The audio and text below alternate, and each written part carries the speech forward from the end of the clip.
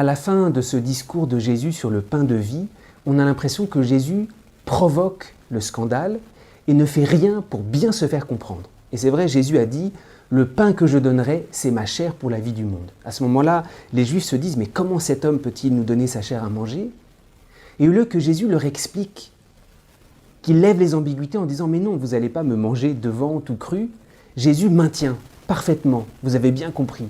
Si vous ne mangez pas la chair du Fils de l'homme et si vous ne buvez pas son sang, vous n'aurez pas la vie en vous. Et Jésus ajoute même « Ma chair est vraiment une nourriture et mon sang vraiment un breuvage ».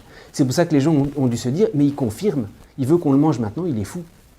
Alors, en même temps, Jésus, cette provocation du Christ, elle doit nous faire comprendre ce que Jésus veut faire à travers sa parole.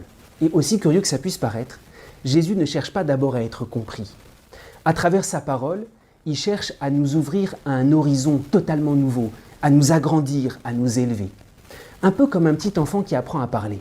Un enfant qui apprend à parler, il ne cherche pas à comprendre d'abord les paroles.